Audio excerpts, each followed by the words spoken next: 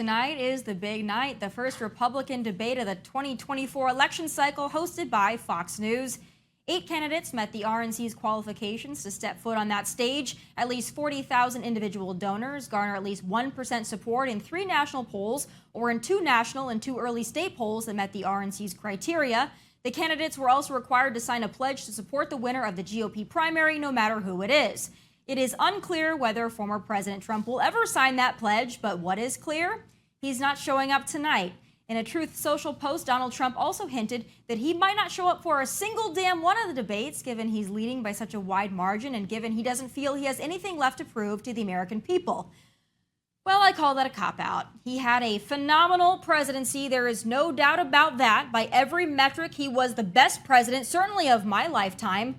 But here's the cold, hard truth. The last 7 months of it are still up for questioning. He has to answer for his handling of COVID lockdowns, anointing Lord Fauci, and pushing the vaccine. And honestly, I think he's hoping the hoopla surrounding his indictments will drown it all out. But some of us still remember, and vividly. That arena above everything else is where Governor Ron DeSantis has the chance to close the gap, so it's no wonder Trump doesn't want to show up and give him that opportunity. But this goes beyond the primary debates. This sets a precedent that Sleepy Joe will no doubt capitalize on. So let's flash forward to the general election debates, shall we? Picture this. Trump and Biden are the nominees, a very plausible scenario. Joe is leading in the polls and thus says he doesn't need to debate Donald Trump. Y'all gonna be satisfied with that? Because I won't. This isn't a coronation. We don't have kings in this country. This is a nomination, and damn it, I'd sure like to take a break from discussing indictments and have a chance to discuss, I don't know, the vision for getting our country out of the sinking ship, the USS Brandon. And that's exactly what I hope to hear tonight. Joining me now with his take on it all is host of the Officer Tatum Show and podcast, Brandon Tatum. All right, Brandon, I've got a lot to talk to you about coming up on the first debate, coming up in just a couple of hours tonight. So first things first, we know Trump is not going. Do you think that was a wise move, or should he show up and face the music and more accurately face Governor Ron DeSantis? I think it was a smart move by Trump not to go. I mean, he could have had the option to go. His explanation makes sense to me, because if it was just him, Ron DeSantis, Vivek, Larry, and some formidable opponents, I would say, yeah, that makes sense. But you're talking about Chris Christie. I call him Chris Krispy Kremes. I mean, that guy has no purpose being on the stage with Donald Trump. He's not qualified. He's not going to go there to debate issues and speak about what he's going to do for the country. He's literally there to bash Donald Trump. And some of these candidates have no chance. They're wasting time. So I think it's not a reasonable position for him to be in, to listen to these people just rant about nothing and they have no chance. But I do think if there is a debate between him, DeSantis, and some of the more formidable candidates, he has to be there or else. Okay, I agree with you on that one. I can give him a pass for this first one for the reasons that you outlined. Might not be the best idea to just go and get beat up on by everybody, because we know he's the target. But if it does move further, I do think he needs to show up. His Truth Social post hinted that he's not going to show up to any of the debates, so I guess that remains to be seen. I personally think that he doesn't want to have to answer about COVID, and I think he doesn't want to have to answer Ron DeSantis about COVID. I think that's the issue that he's trying to skirt, especially since COVID has become a topic of conversation now. We've got Fauci saying that COVID's not over. We've got mask mandates coming back, the fear of more lockdowns possibly on the horizon. I don't think Donald Trump wants to have to answer for the last 7 months of his presidency. So I think at some point he's going to have to do that, and not just in a one-on-one scenario, but to Ron DeSantis. I think the American people deserve to see that. We've got questions. Well, I agree with you 1,000%. I think, the first debate, these clowns are on there doing nothing. But as the debate stage continues to shrinking or small, that shorten up and there's formidable candidates, he has to compete. I think that he did a great job when he was a president. Towards the end of his presidency, he had a lot of things he didn't do correctly. I think a lot of things that he needs to tell us that he can do in the future for him to be, legitimized as the next president. But he has to debate. I don't care what status you think you are. I don't care where you're polling. At some point, you have to get on the debate stage and compete. I want to see him compete. I want to see him humble himself and say, look, I still need to answer to the people because in 2020, I'm not the president. We lost the presidency, whether it's, nefarious or not, we still lost the presidency and we don't have a Republican in office. I want to hear from Donald Trump, how are you going to pick people next time? Because almost everybody he picked was a complete bust and everybody has turned on him. Who are you going to pick for these key positions in our country? Yeah, well, right now he's just skating off the indictments, and I love your shirt, by the way. I think that there are two things that can exist and coincide. I think you can think that 4 indictments against Donald Trump are BS, and also think that maybe that might hurt him in a general election, make him unelectable. But I want to move on because Donald Trump takes all the air out of the room. He's not showing up tonight, so I want to go back to the people that will be showing up. Over the last couple of days, Vivek has been kind of taking some incoming for the first time. There's been a lot of discussion. There's a clip going around, of course, of him on CNN with Caitlin Collins talking about some of the conspiracy theories he had surrounding 9/11. He claims he was taken out of context, but when you listen to his actual quote, he really wasn't. But do you trust him? I mean, I like what he says, but there's something there that I'm just not entirely convinced he's genuine. Do you have any concerns about Vivek moving into, him being kind of tied in second place with Ron DeSantis at this point? Yeah, it's hard to tell, to be honest. I mean, he doesn't have a political record, so we don't know if he can go in like Donald Trump and actually do what he said he's going to do, or is he leveraging this for some type of a clout to make him, a higher profile person? I don't really know. I interviewed Vivek. He gave some good responses. I don't think he connects with people as much as others. Like, I think Donald Trump, being an outsider, connected with people. I think Vivek comes across as highly intelligent, but not relatable in certain areas. I think he's more relatable than some of the other candidates, but I don't think he's highly relatable. And he's young. My fear with people who are young is that they don't have established experience to run a country. I mean, there's a lot of nuances. There's a lot of nuances in business. That's what made Donald Trump that good, because he did well in business and he did well for a very long time. But somebody like Vivek is still young. He's still fresh. Does he really understand how to move and shake and how to deal with the swamp the way a person who's seasoned and more of a veteran and have a lot more experience either in politics or in the world? So I question that with Vivek, but I think he sounds good. The things he says sound good. DeSantis, on the other hand, could DeSantis be the president of the United States and do really well? I think he can do really well. I think his policies and Trump policies are almost identical. The problem is that DeSantis is struggling to find momentum. Like, Trump is so polarizing, and Trump is, you either love him to death where you would jump off a cliff for him, or you want him dead. Right. That makes for entertainment purposes. That makes for news coverage.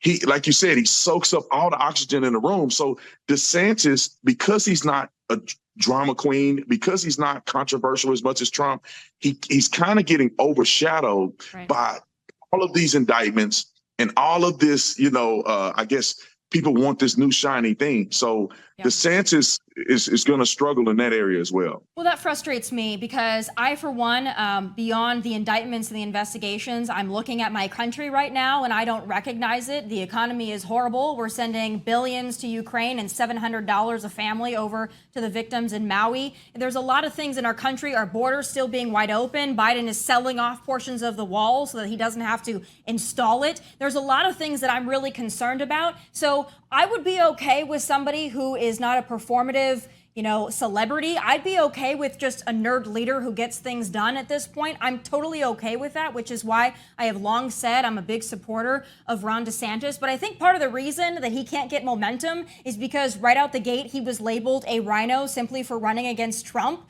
None of the other Trump competitors, really including Mike Pence, have been labeled a rhino specifically for running against Trump. So I don't understand why he's disloyal and the rest of them are okay to coexist. That frustrates me. But do you think if Ron DeSantis gets a few great moments tonight, do you think that he could pick up momentum and maybe make this thing, maybe more of an even playing field? Yeah, I think the gift and the curse of Donald Trump not being there is that it's a gift to him because he don't have to face the music, you don't have to argue with anybody, and he don't have to get attacked by all these people that's polling less than 1% or polling at 1%. But the benefit to Ron DeSantis is that he has an opportunity to shine amongst normal people, right? Donald Trump is not there to call people him run the sanctimonious and cause all this attention. He's going to probably be able to have a legitimate debate in a sound way where people can hear his policies, hear him juxtaposed against all the other people, and also hear what he has to say about how he would do better than Trump. So Trump may be doing well for himself by not showing up, but also Ron DeSantis can emerge. And I think if Ron DeSantis is calm, cool, collected, comes with facts, and he can compete against the other Trump candidates, because you got to think Vivek Ramaswamy is not Vivek first. Vivek is Trump first, right, him as the second option.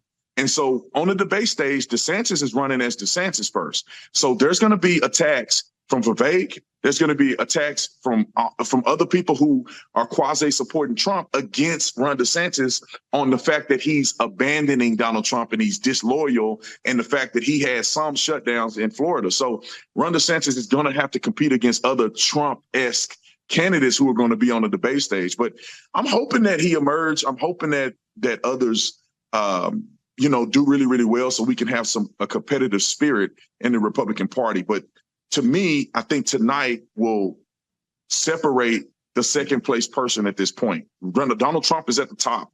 Like it or not, believe it or not, understand it or not, he's soaring at the top. But there's going to be a second place candidate, at least until the end. It could change, but right now they're competing against who's going to be second. So I know you posted a reel on Instagram, I think it was last week, maybe the week prior, and you said, hey, listen, there are some people that follow Donald Trump that are cult-like, right? So I don't like when people say there's a Trump cult, but there is some truth to that. There is some truth within that concept there. I know that you said it. Do you think that what you said and saying, hey, some of you are just so ride or die for Trump, you're not seeing the forest through the trees, do you think that that was somewhat like what Ron DeSantis said the other day about listless vessels, that if we're just following one man and one personality, that our movement is going to be extinct? We're going to be listless vessels just kind of waving in the wind. Did you take the listless vessels thing as a deplorables moment, or did you see what he was trying to say and did you agree with it? Yeah, what's funny is when I first heard the clip, I was like, oh man, why would he do that? He sounded like a complete idiot. When I watched the full interview and I watched the context of what he said, I'm like, I say that every day.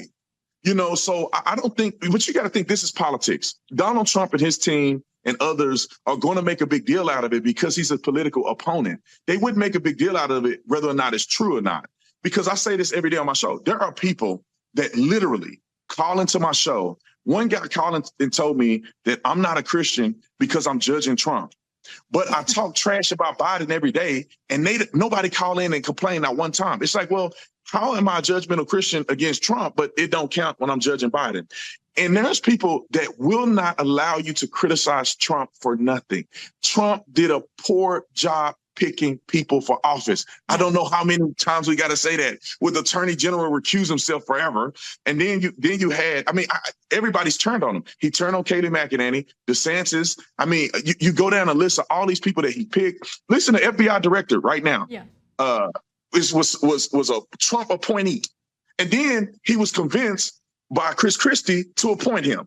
So he hates the FBI director and he hates Chris Christie. So at some point, Trump has made a tremendous failure in picking certain people. We can all agree he did a lot of great things, but brother, we got to criticize you on that point.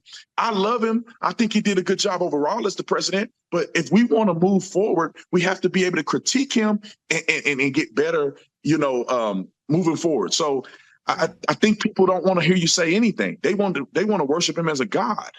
And I don't think that makes sense. And they want to really emotionally come after anybody who dares say a bad word or a critical word, as you just said, of Donald Trump. But I want to move on to somebody that you and I both appreciate, and that is our friend Larry Elder. So he posted a video. We know that he's not going to be making the debate tonight, but let's play the video and I want to get your reaction.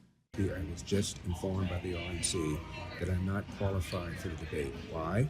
Even though I exceeded the 40,000 individual donations required, even though I signed the pledge to support the eventual nominee, even though I submitted 3 polls where I was at least at 1%, I was informed that one of the polls is not eligible. It's the Rasmussen poll. Even though it's the most accurate poll in predicting that Donald Trump would win in 2016, they say it is affiliated with Donald Trump and therefore It is not eligible. It is designed, in my opinion, to make sure that Ron DeSantis is the nominee, anybody other than Trump. So, Brandon, I want to get your take. First of all, I agree with a lot of what he said there. I would love to see him on the stage. I don't believe this is in order to get Ron DeSantis as the nominee. I think that part of it I disagree with. But overall, do you think he should be on that stage tonight? 1,000%. I'm very disappointed at the RNC that it would come down to a misunderstanding. I mean, Larry Elder called in on the show yesterday. So as you know, I took over his radio show on Salem. And so he called in yesterday. He was listening to me talk about it. He explained it very thoroughly that he brought three polls to them. Rasmussen was one of them. They didn't tell him that Rasmussen wasn't going to qualify him. They denied that poll. And then Rasmussen came out and said, we have no connection with Donald Trump. And the RNC is not telling the truth about this. And then he produced another poll, but it was after the deadline. The poll also had him above 1% because he had to show 3 different polls above 1%. And they didn't receive that. They didn't allow that to happen. Now, he said he's going to take them to court over this because he felt like he was done wrong and it's not accurate the way in which they did this to him. I think he should be on the debate stage. Larry Elder adds a tremendous amount of value to the conversation. Nobody's talking about fatherlessness like Larry Elder. Nobody can talk about the issues in the Black community like Larry Elder. Nobody understands it like he has, and he's been doing it for decades. So I think that they should be reasonable enough to allow him to submit his paperwork, given the fact that there was a misunderstanding, and he should have been on the debate stage tonight. And I don't think it has anything to do with Ron DeSantis, because to be honest, Ron DeSantis needs tonight to work in his favor. If it doesn't, he may find himself below Vivek Ramaswamy, although he may be a better candidate, given the fact that Donald Trump is still pushing the hate Ron DeSantis. So I really wish that Larry Elder would have been on the stage tonight. I would have really enjoyed to hear him debate. No, I would too. And I hope that, at some point we can hear from him. I think he would be a great addition to the stage. I'm not sure how some of them did qualify, more so than Larry Elder. I mean, North Dakota governor. I mean, I'm from South Dakota, but my God, Doug Burgum, Asa Hutchinson. How did that happen? I still don't know why anybody likes Nikki Haley. So there's a lot of them that I'm very confused as to why they're there. How Chris Christie is there over someone like a Larry Elder who did very well in California. That should be, people should take a look at that. If you can do well in California, given all things California, then I think that he has a real shot. I also loved his interview with Charlemagne the God. I think he made some excellent points. He put Charlemagne on his heels. I thought that was a great display. So I would like to see in the future Larry Elder come back, be a part of this conversation. So I'm very hopeful in that. The last thing I want to ask you is your predictions for tonight. Who do you think is going to come out on top, and who do you think is going to fall by the wayside? Well, I think everybody's going to fall by the wayside except for Ron DeSantis and Vivek. And I think that what about Senator Scott? We haven't talked a lot about Senator Scott. He's a great candidate. A lot of people liked him for a long time. He was doing well in some polls, especially in South Carolina. Do you think he's got a chance to break through tonight? No, I don't really think so. I think that he's too lukewarm and in the middle on a lot of things. Listen, if you're not controversial to some degree, you're not going to get any momentum.